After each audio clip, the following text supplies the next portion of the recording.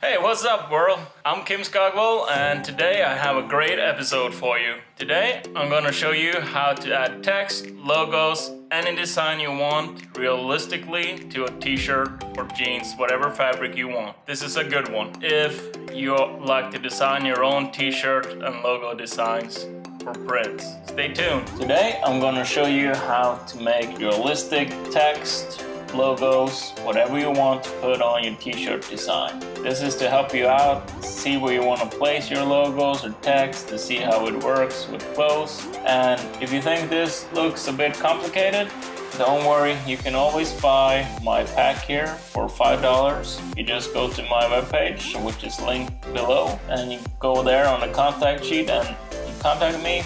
I'll provide you with a download link for $5 and you get both the front and the back side of the man. I also have one for females wearing a tank top, and you can do all sorts of stuff here. And you can change your background colors.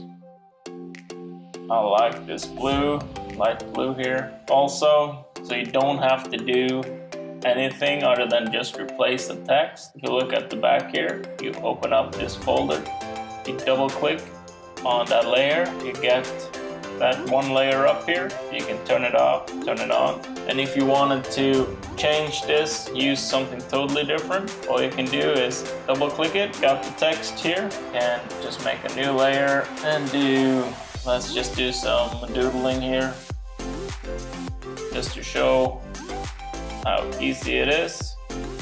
And then turn off that layer, you go back up to the new set you're on, and you save it. Now you have it. See, I drew it a bit too big here, but you can see the rest of the shirt looks very good. Same here with the wrinkles, the folds of the clothes. And if you wanted to, you can save it again. And now you can see it on the background with the front if the back is supposed to match the front. But you gotta make sure that you're drawing on your subject. Don't go outside like I did. So, and if you wanted to redo that, you just double click again and turn that off. And then you can turn that one back on. Then just delete that one and close this one out. Remember to save. And now you have it here. You can see it goes nicely over the shoulders. It goes into the wrinkles and it looks like it's supposed to be on that shirt. And now you close this one and you save again. And you got it back here. You can also change the color of the shirt. If you go a few more steps back, then you scroll down, you go to the subject, double click on it again, and then click on once more. And here you can change colors, or the hue, the colors, whatever you want to do with that shirt.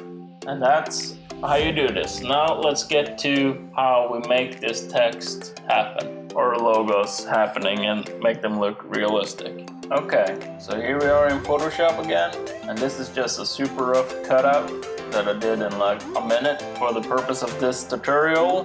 And it's not a cutout tutorial. This is to show you how you can place realistic text, logos, whatever you want on fabric. So once you have your subject cut out completely, you can choose to put a background on, whatever you want to do. But the first thing you need to do, make it into a smart object. So you click it, you right click over here, you go to convert to smart object. It takes a little bit and a little bit extra since I have the screen recorder going as well. But you can see it now.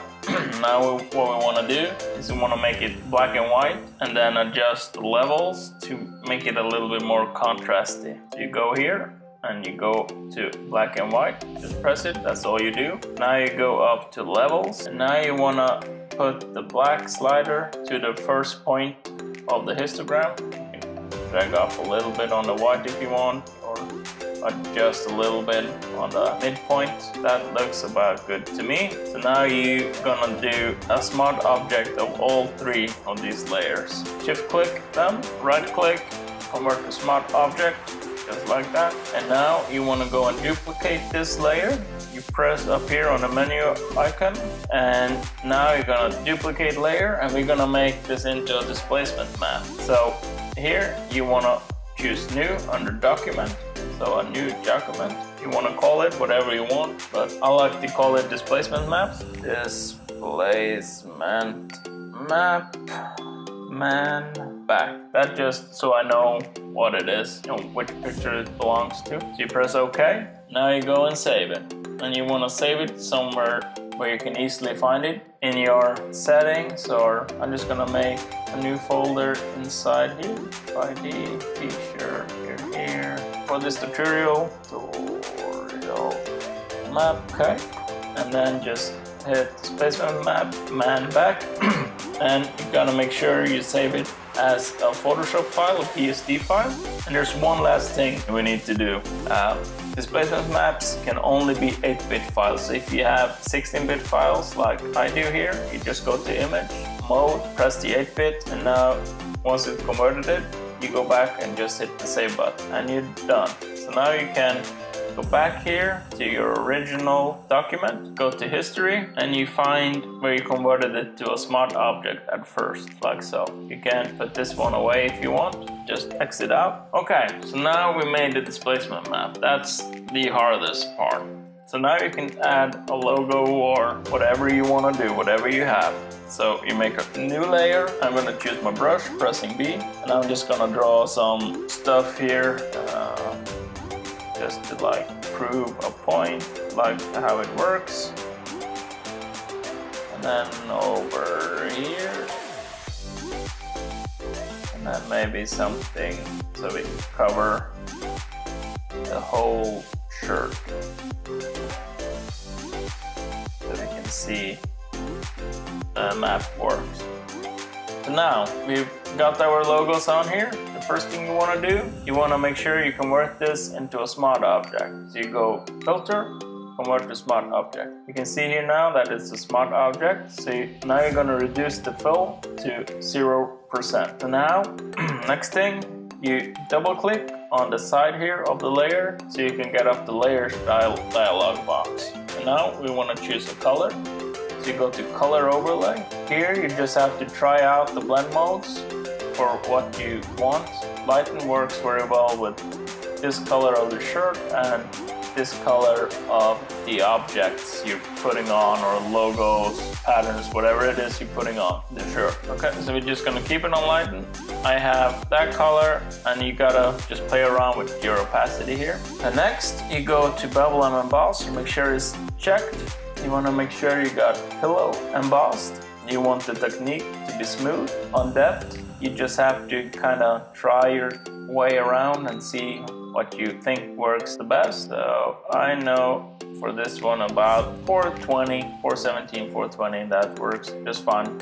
Either way, if we find out it doesn't work properly or it doesn't look exactly how we like it, you can always go back and change. You want a direction up or down depending on if you want it to look like embroidery or painted on, or it's stamped, or you got latex on there. So I'm going to choose it for up to now, and you can choose the size of it. I recommend keeping this as low as you can, but still enough so you can see that it creates some depth to it. Soften, you gotta just play around and see, but I found that if you use around 8 and 2, that looks really good on this type of shirt, like a regular cotton shirt. Now we come to the shading or the light, where it's hitting it from. And here you just have to play around from where you have your light source on your original image to make it look okay. So you can see I can move it over here. It takes a bit before it comes into effect, but I know at about 55-ish degrees here that look good on this shirt, and from where the light source is coming from above. So altitude, you can keep it at 5, or you can play around with it. You just have to check, make sure you check over here and see how it looks. For this particular image, you want to use 5. You want to keep it at gloss contour, or the gloss contour at linear. You want to use white highlight mode and about 15%. Anywhere between 10 and 20% usually works out good. And you want to have it to linear dodge add on the blend mode. And for shadow mode, you want to keep it on. You can play around with these, but usually linear burn, black of color, and then opacity at between 10 and 20%, so 15. You just have to play around with your setting a little bit to see what looks best and makes it look most realistic. When all this is done, we can hit OK. Now we can see that this layer has effects of bevel and emboss and color overlay. So what we want to do now is put on our displacement map. So you go up to filter, distort, displace. Here you just want to keep it so horizontal scale 10, vertical scale 10. You want displacement map to stretch to fit, and you want it to repeat at pixels. You hit OK. Now you want to find where you saved your displacement map. You click it and press open and watch what happens over here.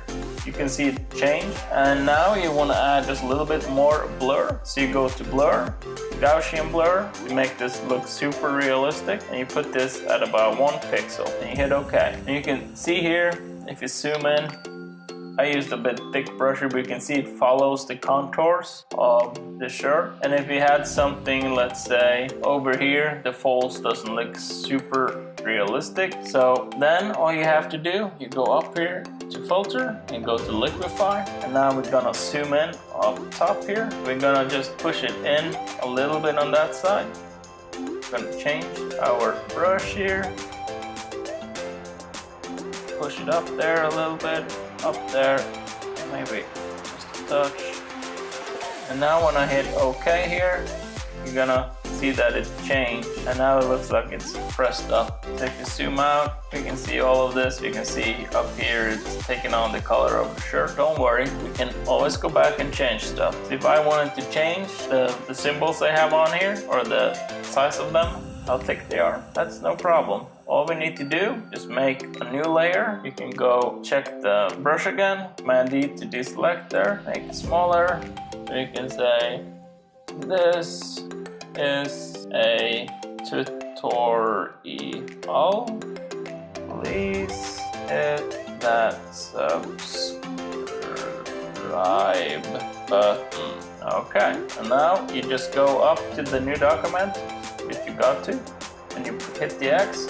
And now make sure you save it, and you will see it automatically updates on the shirt here. And now you can take this text and you can move it around. So you press V, the letter Victor, V for the move tool, and now you can move it over here. You can see I'm a little bit off there. Command T to transform, just to make it a little bit smaller. And I need to put on my battery cord here, like that, and press OK or check mark. Now we got it in here. And if you wanted to change the color of this, because you can see the top of the T has disappeared, and we can go to color overlay by double clicking on it. You can go, for example, use multiply. We got it up there. You just press OK, and if you zoom in, you can see it actually contours to the shirt here. Same here, and if you zoom in, it looks like it's been embroidered on or painted on the shirt, like you can do in real life. And that's basically how you do it. You need to convert a smart object, then make a displacement map, then you have to go back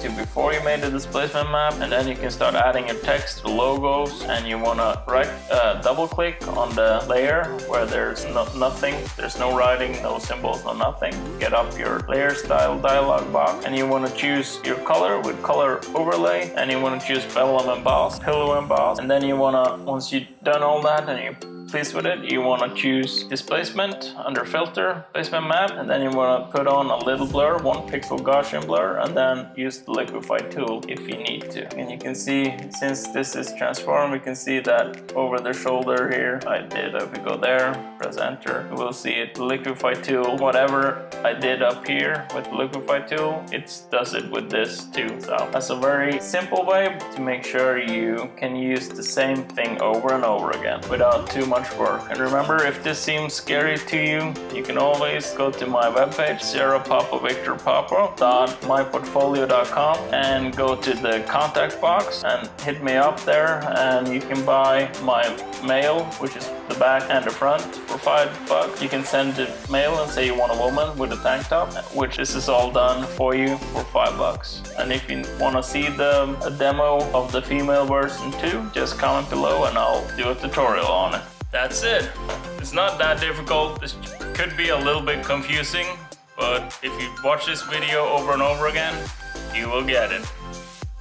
And remember, you just have to adjust everything as you see fit, because it's gonna be different for each fabric. But if you don't want to do that and you just work with cotton t-shirts and jeans, you can always buy my $5 pack with front and back male and front and back female. Follow the link in the description, you can order one.